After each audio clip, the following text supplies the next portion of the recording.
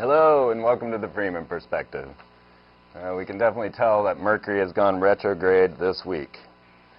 I have a very special guest for us tonight. I'm going to be speaking with Stuart Swerdlow. He's a gifted medical intuitive. He's a clairvoyant that has the ability to see auric fields and read personal archetypes through DNA sequences. He has spent several years in service to the U.S. and foreign government agencies and special interest groups due to his very unique DNA structure of his own, which we're going to get into. His mind and body were used for genetic and mind control experiments, which led to severe illness, broken relationships, and premature Kundalini activation. Stuart is an amazing fellow, and we're about to hear a most amazing tale about galactic history and how it relates to Earth politics today. So welcome, Stuart. Thank you very much for inviting me. It's very good to have you here. You are my first guest of the new season, and I'm very excited. Oh, I'm very honored. I myself have been researching the Illuminati and things of this nature for quite some time, and I have come to, an extraterrestrial source to our governments. Now, for an example, I noticed that the Freemasonic lodges worshipped a star, the pentagram, which was equated to the star Sirius. I realized that the Egyptian hieroglyph for Sirius was an obelisk, a dome, and a pentagram, which are the very things I see downtown, as if we have a life-size hieroglyph to Sirius. And all of these connections started to come together with the different extraterrestrial races. I once had Dr. Sala on talking about the 57 races. I'm wondering if there is extraterrestrial creation to the politics on planet Earth. Well, absolutely. In fact, there would not be life on Earth if it were not for some alien extraterrestrial involvement eons ago. And in fact, I write about this in my Blue Blood, True Blood book about how the Earth was colonized first by reptilian beings who actually drove the moon into orbit around the Earth and colonized a continent which we now refer to as Lemuria. And the moon is really a hollow object. It's artificial. And if you were to send a sonic resonance off of the moon, it would ping like a hollow object instead of thumping like a solid object. Right. And so these beings, these reptilian androgynous beings, colonized the Earth, and it wasn't until millennia after that that human beings came to colonize the Earth as well. That led to several battles, wars. The humans destroyed the reptilian continent, which sank beneath the Pacific Ocean. And to make a long story short, the humans, which existed in the Atlantean continent, destroyed themselves as well. And the remnants that were left on the surface were then hybridized by the reptilians and created in what is known as Sumeria, a hybrid race, which went on to become the Khazars in the Caucasus Mountains and spread into Europe, Asia, and the Middle East, and created civilizations there. And they blended with the remnants of humanity and created what has become known as the Illuminati families. And there are 13 main Illuminati families which control the Earth right now, and they are basically reptilian-human hybrids. Wow. Now, does this DNA structure give them some sort of... It seems that there's been this agenda going on for a long, long time, as if they had some messages from on high that was keeping this thing moving forward, because obviously these family members die off. Correct. They worship the three-horned god, which is their lower astral entity deity. And that is why when you see families like the Bush family, the Windsor family, giving a salute on television, they always use that devil salute. And sometimes they use three fingers in the air, and all of that represents the three-horned reptilian god that they worship in what we would consider to be satanic cults. Right. So maybe we could examine the ideas of these astral entities as opposed to, say, alien entities. Well, the reptilian race does have its origin in the lower astral realm, and then they became physical, and that is a very old story that goes back millions of years. In fact, it is not really known who created the reptilian race, except it's known they're not native to this space-time. They actually come from somewhere else. Interesting. Yeah. And so they perform all kinds of ritual ceremonies to invoke these astral entities. They create sexual slaves to perform these rituals, and they have sacrifice, etc. And that energy invokes the energies that they need to accomplish their deeds across the earth. Wow. 9/11, for example, was a global ritual that created an energy for them to consolidate their power on the face of the earth. They're coming to the end of their agenda, where they want to consolidate their power, have a global government, global army. And what we're seeing now in Central Asia and elsewhere is their efforts to eliminate any opposition to them and consolidate their power. Yeah, it seems like they have a real beef with the Tibetans. Well, that's just one of many. Right. Of course, if you look at the ancestry and cultures of many of these civilizations that are supposedly against the Illuminati, they all have their different origins from different alien interventions at different times on the earth. And so we see, for example, in Africa, the Illuminati are trying to eliminate the black Africans through disease, war, famine, everything they can think of to eliminate them. Very much so. Mm-hmm. And we see that here in North America, the elimination of the native peoples. We see the elimination of native peoples all over the earth. Yes. Because they have a greater understanding and connection to God mind, the earth energies, and they don't want, the Illuminati don't want this to be spread, so they are eliminating those cultures. Now, I was speaking with a catalyst architect that worked on the World Trade, specifically on the Twin Towers, and he was fired for going against the particular symbolism they were trying to inculcate in those buildings. The Kabbalists are based from the Hebrew. How does that all fit into this picture? Well, if you trace the origins of that mysticism, you will actually find that it goes back to ancient Egypt in the mystery schools, and that is also connected to the mystery schools of Sumer and Mesopotamia. And they also had their own ritual belief system. The Twin Towers had many deep symbolisms to them. I believe they were built and designed to be destroyed back in 1973 when they were first created. Yes. The Twin Towers represents the twin or genetics of the Illuminati, the reptilian and mammalian twin genetics. They were also phallic symbols. They also represented twinning programming. There was a lot of deep layers of symbolism in those towers. Yeah, I went around this nation and I filmed all of the phallic symbols I could find. I found penises and vaginas all over the place, much like Target's logo being the sun sign, a point within a circle.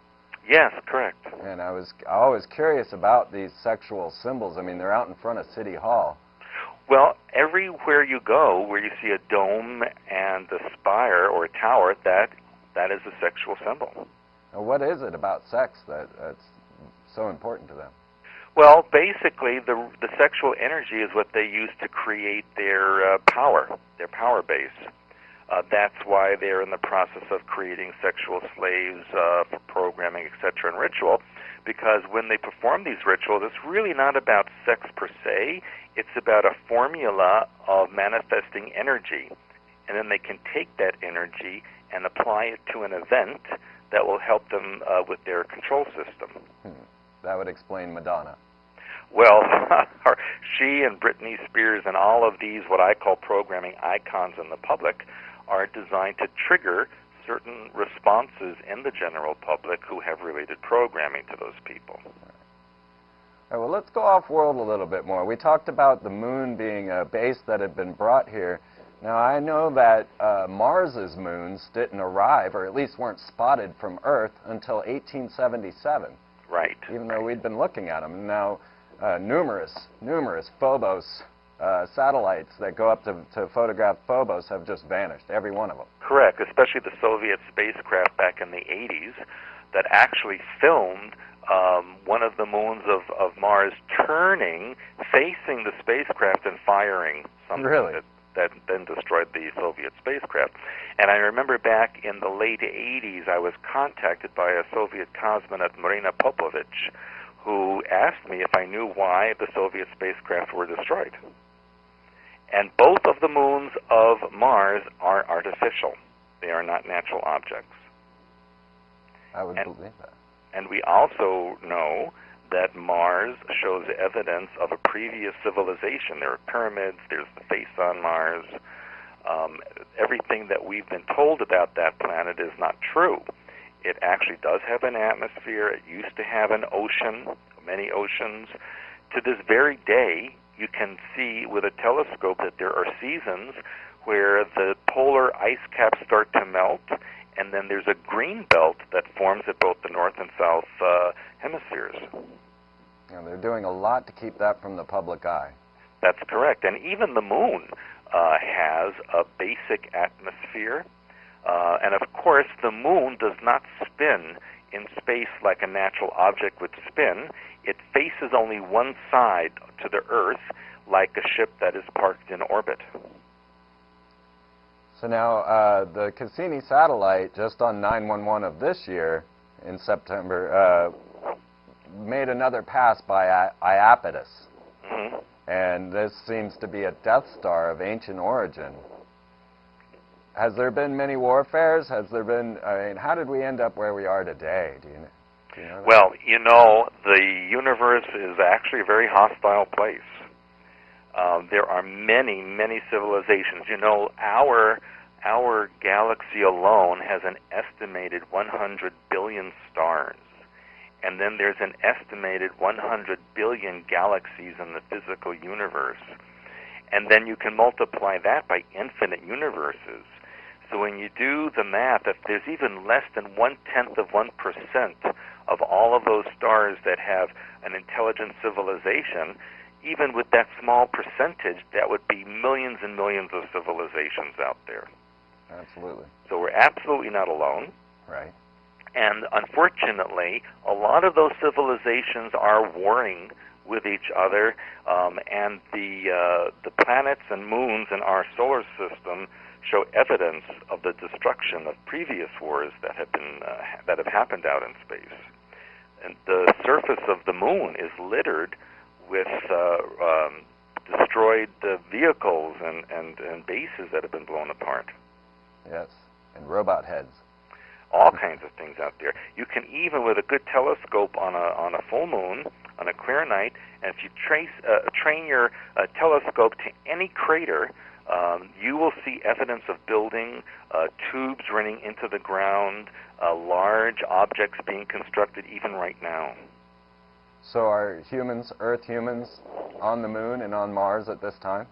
There are human beings on those bodies, but I will tell you that all of them are of what you'd call blonde hair, blue eye genetics. They do not allow other genetics off-world.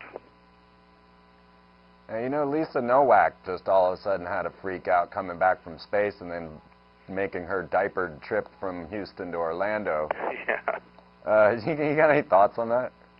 Well, there again, that is what I write a lot about mind control and programming, and I say that she showed a lot of evidence of that in her experience at her event during that time. And they're keeping that all quiet. They're not really revealing information about that. No.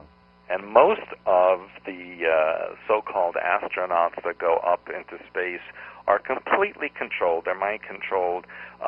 There have been a few of them in the past that are coming forward to say that there is an alien presence out there that the government is keeping secret.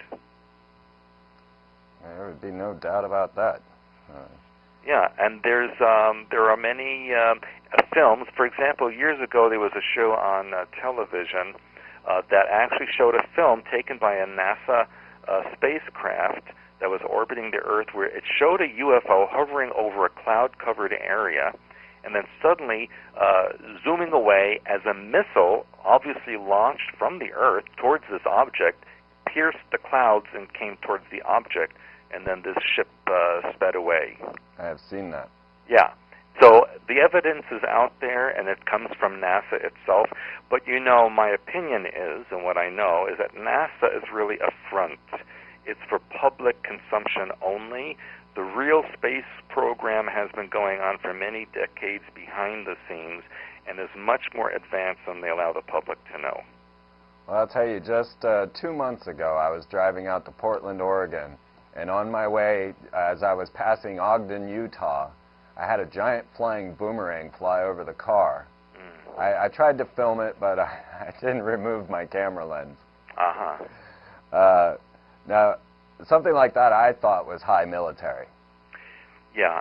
Most of the vehicles that are seen on the Earth now, I would have to say a good 90% of them are from here.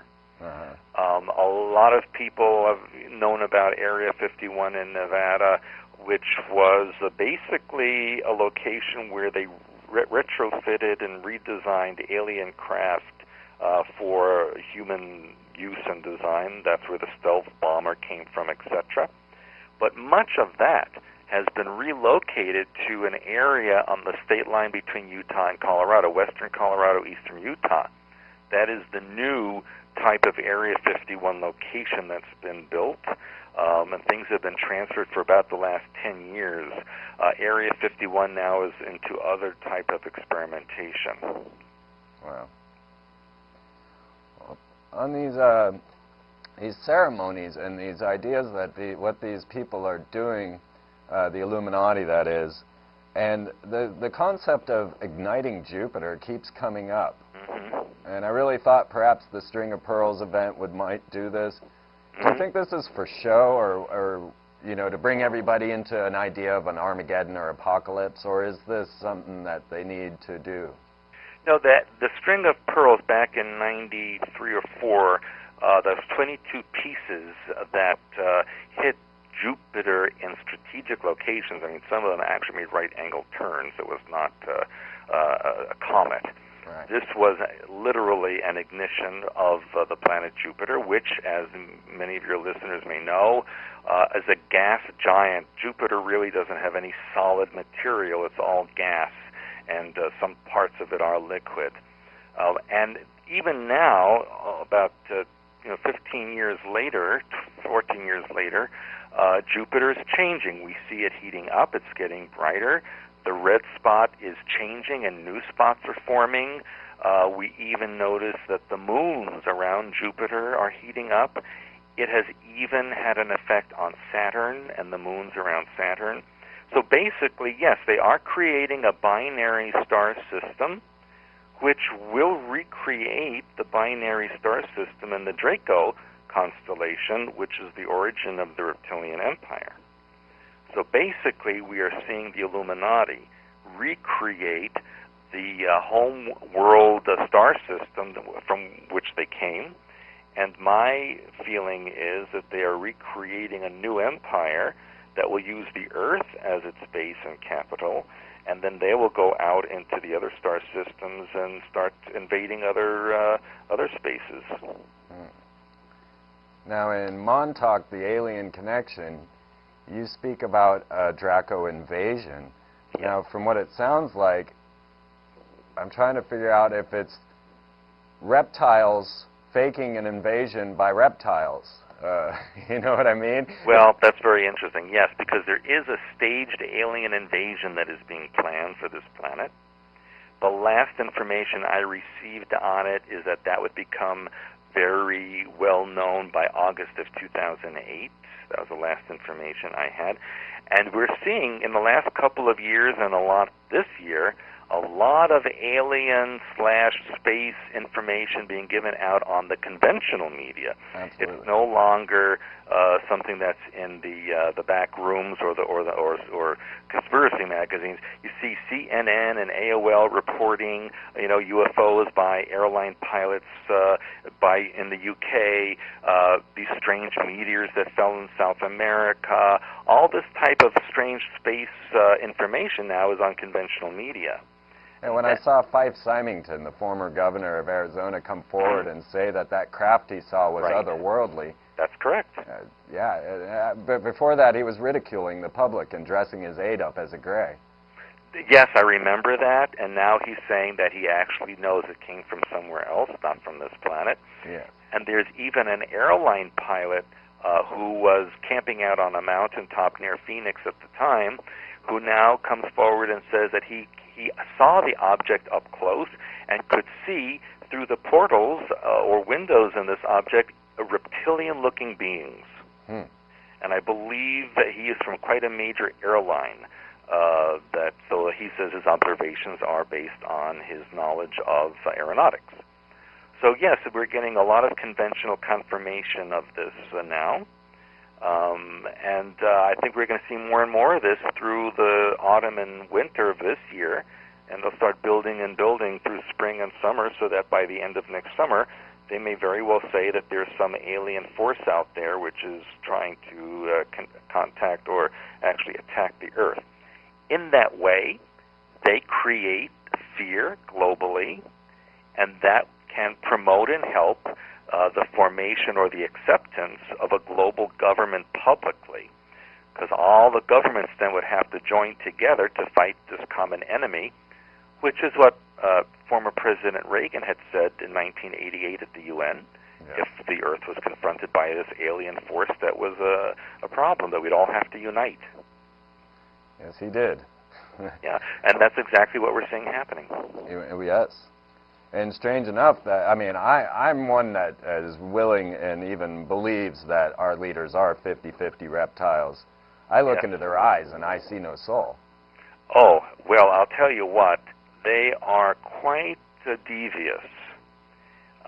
And all of the leaders, of the United States and Britain, most of the Illuminati elite are related to one another in one way or another through history. Right. So they're basically one big family. Now, when you throw a bunch of reptiles in a pit together, they don't help each other get out. They kind of fight and try to kill one another. So the Illuminati families do fight amongst each other, even though they have a common goal. So I think that our advantage is to go through the cracks in these fights where their agenda maybe has some loopholes in it, and we can widen those gaps and try to take control for ourselves. It's going to be an interesting struggle. Now, I'm right along with you on the mind pattern programming.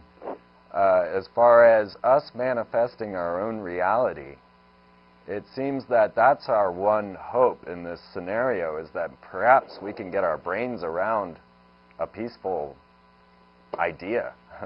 Well, that's I say that humanity as a species has a victimization mentality. And that victimization mentality attracts tyrants and oppressors.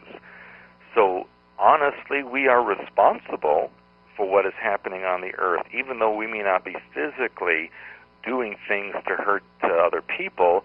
Our mind patterns of victimization are allowing this to occur. So the work that I do is to teach people to release that victimization mentality so that there's no longer a need to have these kind of tyrants on the Earth. And, you know, we must take responsibility. That's a big factor in humanity. My issue is when I look around and I see people, and I travel globally, I'm kind of disappointed in the attitudes of the general public, because most of them just go along literally with the program. Whatever the news and their government tells them, that's what they follow. They're afraid to make changes. They're afraid to ask questions, and they wear blinders. Absolutely. And so it's a bit disappointing to see that people aren't motivated to make major changes. Well, I tossed a video that came my way from YouTube with a Fox News reporter morphing into a reptile. And I tossed it out to my email list just to see what type of response. And I got some very, very angry responses. Yes. It's as if people will just fight tooth and nail to keep things the way they are. Well, you know, most people, I find, are more interested in how much they're going to pay for gasoline, how they're going to pay their mortgage, what their title is at work. That's the kind of worries and concerns they have. They don't care who's running the show in the government. They don't care what's going on in another part of the world. They're not concerned about volcanoes and earthquakes going off. They just care about what's going on in their own backyard, literally. No doubt about that. Anytime I try to bring up any topic of worth, I find that it gets derailed over to just inanities. It's a difficult thing. That's true. But you know, the government we have now, and our fearless leader in the White House right now, is really getting so extreme in action that I think that people are starting to say, hey, what the heck is going on? This guy's crazy. Something's not right. No, it's not. You know, but then the question is, even though they may have that realization, what are they going to do about it? Right. And I believe that's where your hyperspace helper comes into hand. Because it's mostly in our heads that we must address this thing. That's correct. The battle has to be inside our minds. Because that's where it is. They want to create a robot society that doesn't question anything. They've almost got it. They pretty much do, you know. I mean, you go out there, especially if you're in a conservative area where I live, most people don't question what the government says. They just believe whatever's on the news because it's so much easier that way. I think it'd be very difficult for you to share your stories with the common man. Your stories are quite amazing. I once was reading the Book of Enoch, and I fell asleep in the midst of it, and I had this very lucid dream of what looked to me like a giant vulture that landed down in front of me. But when it walked up to me, it was about 12 feet tall, 2 stories at least. And it started telling me the tale of it being one of these fallen angels and how they had wronged us and how this one wanted to make things right. I often wonder about my roots. You see, my father's a Freemason that chased flying saucers for the government, built nuclear missiles, and was on the submarine with Jimmy Carter. My mom was Eastern Star, married to the Grand Potentate of German Freemasonry, and has met Walt Disney personally. So I wonder about my roots a lot and how I started receiving these transmissions. I have things from my childhood that seem to show me things that I'm now starting to discover. I drew a picture when I was 10 that had symbols of Sirius from the Dogon tribe, and it had the reptilian, and it even had the craft that the Space Shuttle Columbia filmed during that tether experiment. And none of this was in my knowledge. But yet here I still have the picture to this day. Can you tell us a little bit about your stories and things that have happened to you in this vein? Because I know that you've got some amazing tales. I should tell the audience that my great-uncle was the first president of the Soviet Union.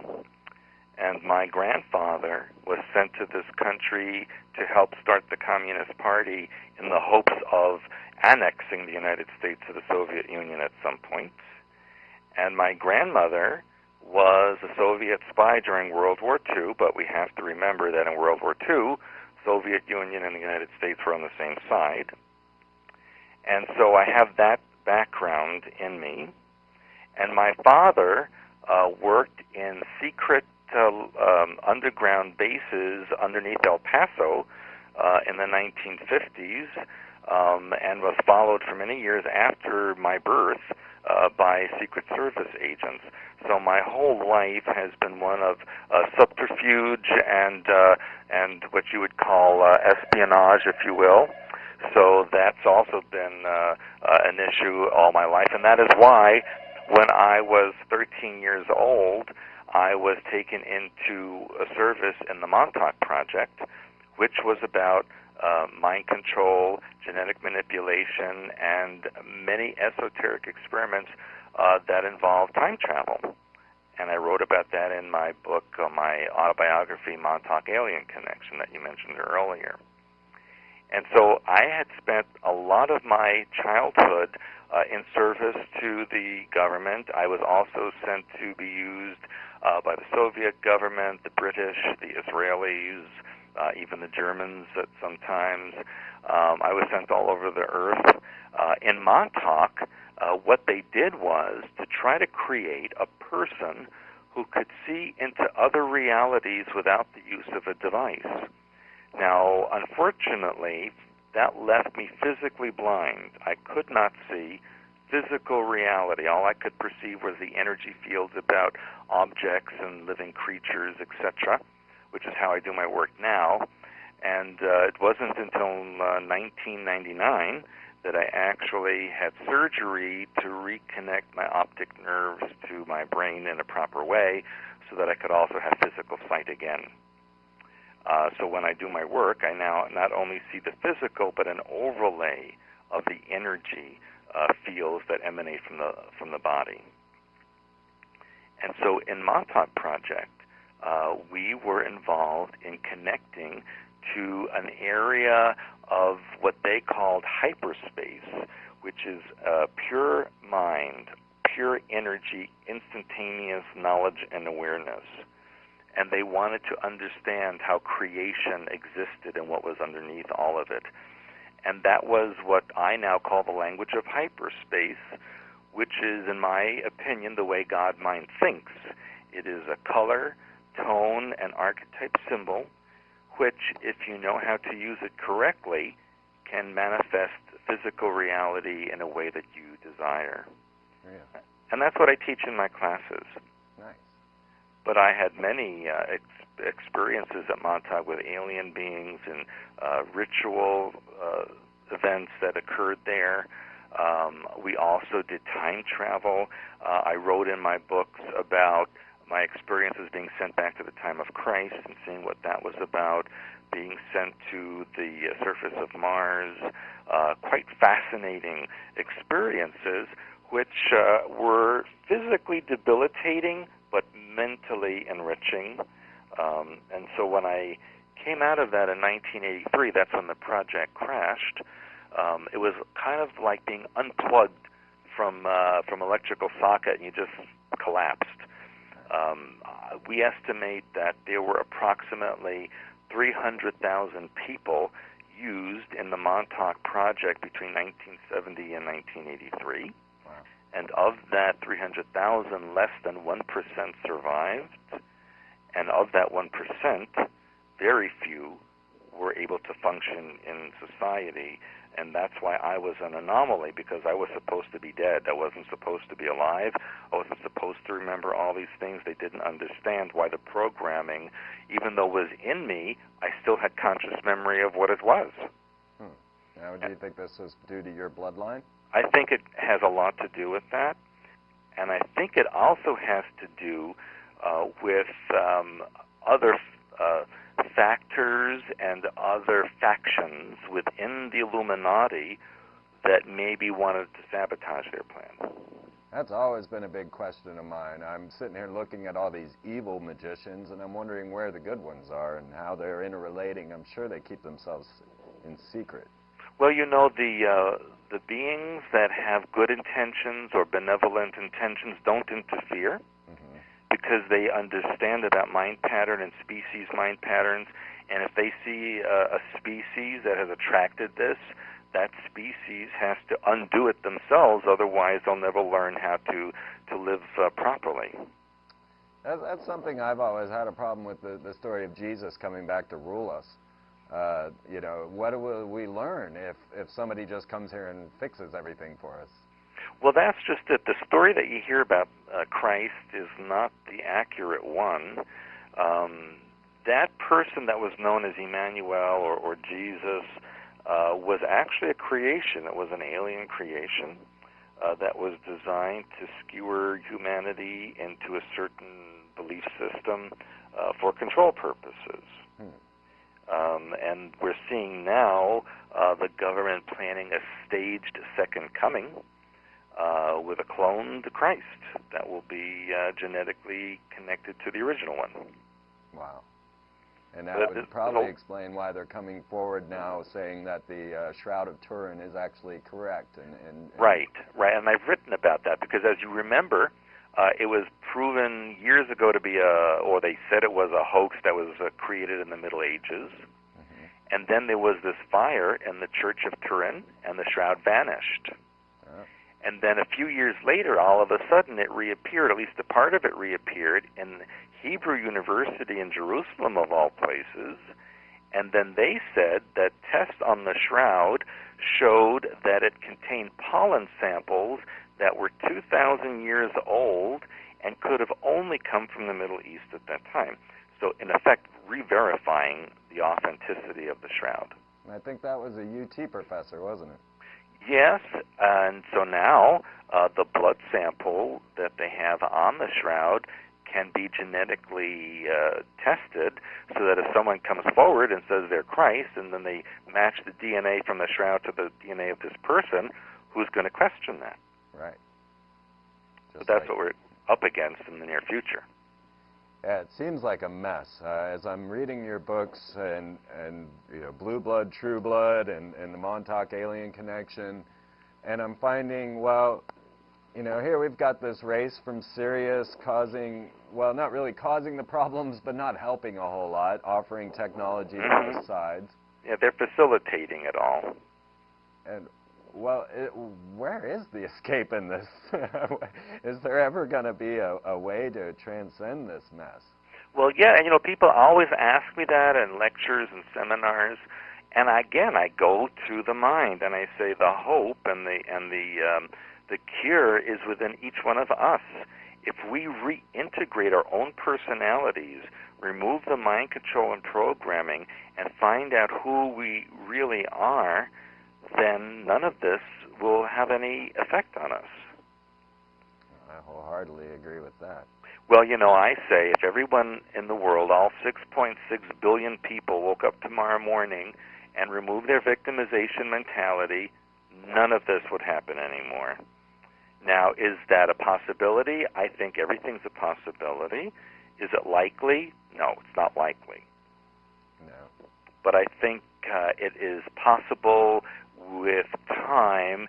If people learn about this and tell other people and teach this, then I think eventually it can reach a critical mass that will spill over to the rest of the population and undo this victimization.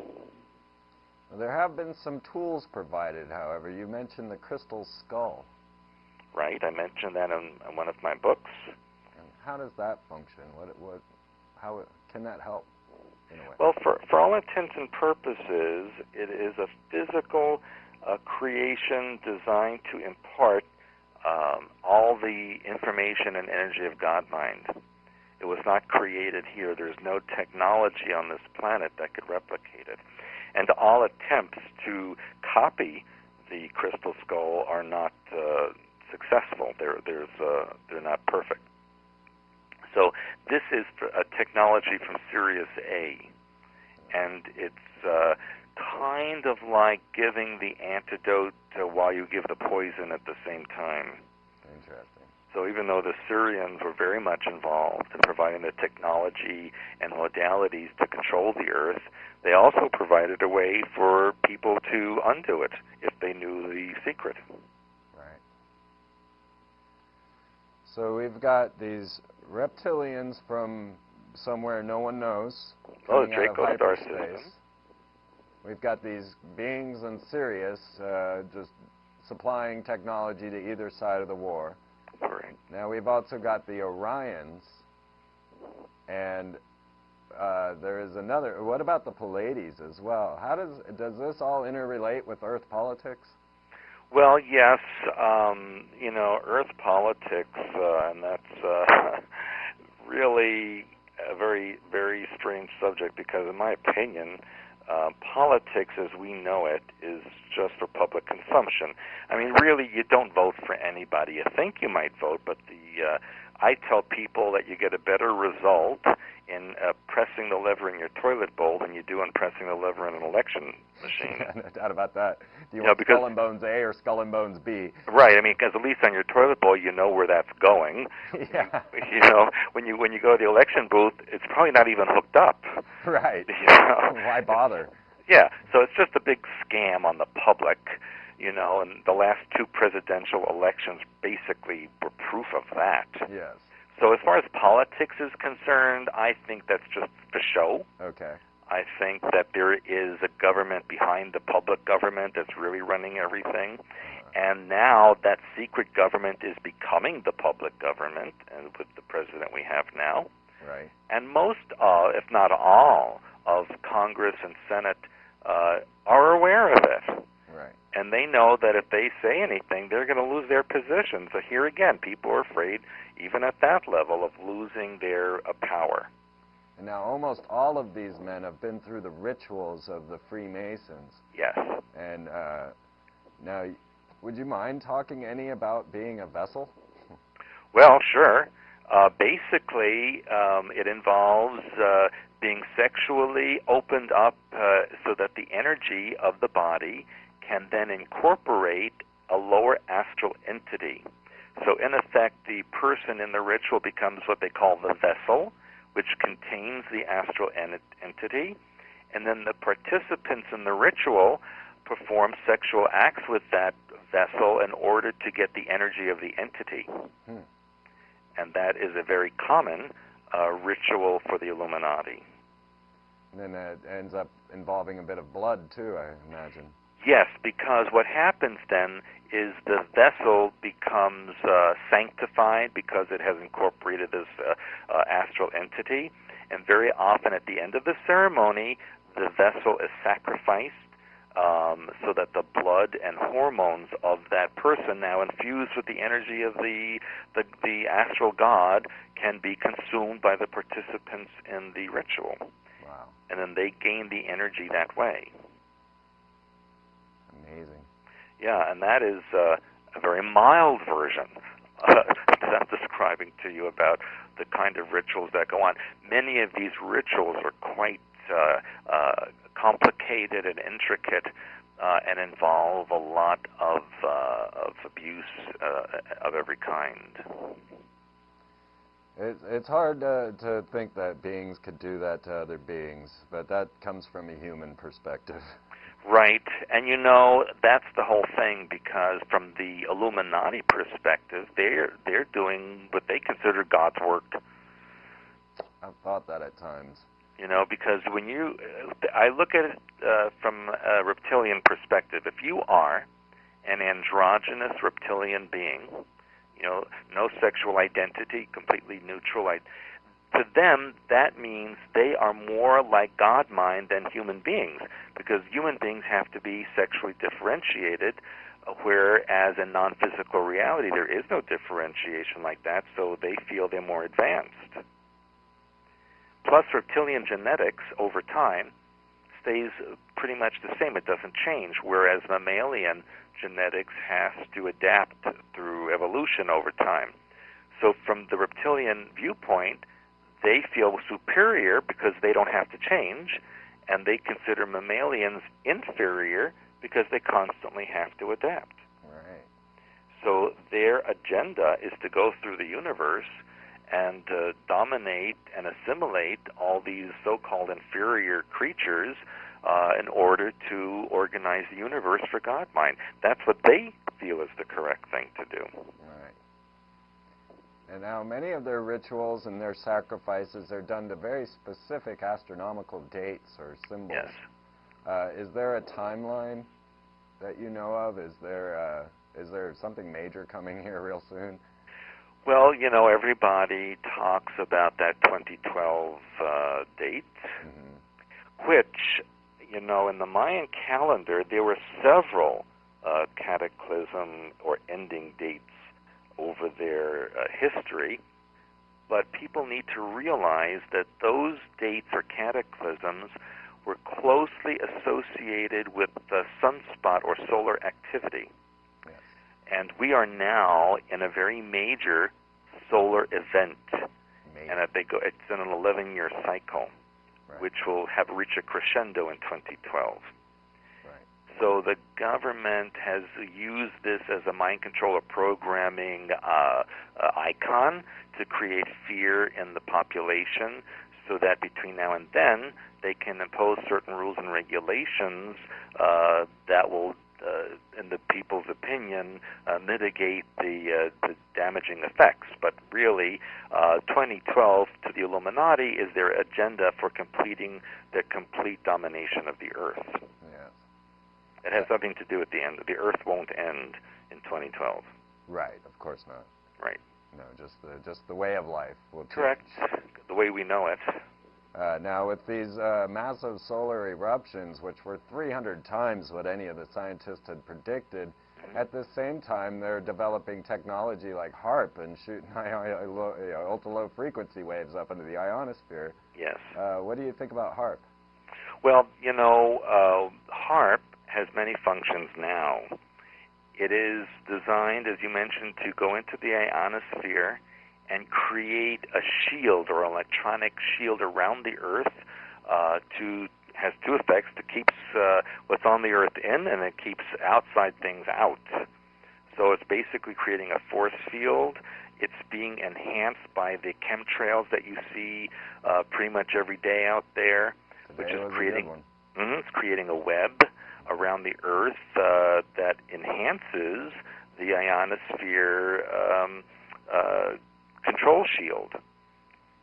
So, and also descends viruses and bacteria to the Earth, which is really what's going on as far as species being killed and people being changed. It has something to do with global warming. There really is no global warming. That is another scam on the public to create fear. Right. In fact, I was very happy to see on the news recently that a high court judge said that Al Gore has no permission to distribute his Inconvenient Truth movie to schools because he found 9 glaring scientific errors that he wants Gore to explain. Well, wait a minute, he's going to get the Nobel Peace Prize. Well, it's, you know, the one old boy smacking the back of the other old boy. No doubt about that. You know, the Nobel Peace Prize is meaningless in my opinion. Yeah. All of those are. Definitely being facetious there. Yes, absolutely. You know, the funniest thing is when Gore said that he in the movie he shows 4 polar bears that drowned in the Arctic Sea because the ice had melted and they couldn't reach the other side. That wasn't true. Those polar bears were caught up in a storm that swamped them with water and they drowned. It had nothing to do with ice. Yeah. Yeah, that when he came out and used that crane to lift himself up to make 1 point, I was like, oh yeah, this guy cares. You know, if you really cared about the environment, you wouldn't use all this crane to make a single point. I mean, that one just blew my mind. Right. Well, you know, he's also very reptilian. Yes. Mm-hmm. I see that. I mean, and even his last name is a dead giveaway. Yeah, right. So, you talked about a craft that had followed Hale-Bopp and is stationed behind the moon. Yes. We've got these reptilians coming in, and they're stationed already. This has already been a number of years. Yeah. What are they waiting on? Yeah. Well, they are waiting for the subterranean bases to open up. Now, here's something people should realize, and this is what I was told in Montauk years and years ago. We were told back in the 70s that when the volcanoes start to go off, that is the opening of the reptilian bases underneath these mountains that have been in suspended animation for eons of time, and they're literally blowing out the tubes so that these bases can be opened up. Wow. Back in December of 2004, both CNN and AOL on their news services said, and also the BBC reported, that yes, there was a second moon that was stationed behind our current moon. Really? And they said that they weren't sure if it was a recent addition or if it has always been there, but yes, absolutely, there was another moon there. So they point blank stated it, and then as usual, they make an announcement, and then within a few days they drop the information and it's not there anymore. I've often thought this was part of the ritual, that they would have to get our own free will acceptance to these things, and so then they put them out to us to allow us to agree, even if it's in a movie or something, and then we agree to it, and then it goes forward. It seems as if there's a free will barrier that must be crossed. That's correct, because that's their legal out. They can always say, well, we told you what we were going to do. Here it was a little blurb, in the back of the newspaper. It's not our fault you didn't see it. Right. And if you ever watch CNN when they have that moving news sentences underneath the screen, sometimes if you watch carefully, there'll be some kind of really good information out there, and you'll go, wow, they actually said that, and then you'll never see it again. It was just that one time that they release it, and then that's it. Right. So you have to really, that's why I pay attention to those things, not because I like to watch the news, because I want to see what they're putting out there. I did a little connection with the Anna Nicole Brittany and mind control story, and in it I have a bunch of the CNN reports during the Anna Nicole scenario, and I started watching the little ticker around the bottom, and the things that pop up at just the right moment are amazing. I've watched it so many times now, just watching the ticker instead of the actual. Right. So yeah, I see what you're saying. Do you think that there's a spiritual aspect to that free will, us giving up our free will? Yeah, I think that to them, they want to believe that we are acquiescing to their superiority. And so they will have all of their agenda posted somewhere for, if you're there, if you want to look at it, and if you don't want to look at it, it's not their fault. And then they can always have this legal/cosmic out that says, yes, we did ask them and show them, and they agreed. They totally agreed. Yeah. Yeah. Oh, Hollywood is so evil at this time. Well, it's always. You're right. You're right. And so, yeah, I worked in Hollywood a number of years, and I had a lot of clients in that industry. I still do, and they will point blank tell you about the rituals that they attend. Really? I mean, it's incredible. I've gone to so many Hollywood parties, and they come up to me and they just tell me, what they're doing, and who they're doing, and that kind of thing. It's just really a question of manipulation and control. Right. Has nothing to do with talent, because believe me, in my opinion, most of those people out there have no talent. Yeah. It's just a question of they have the right genetics to be an icon for the public. Well, that would explain Keanu Reeves. Oh, sorry.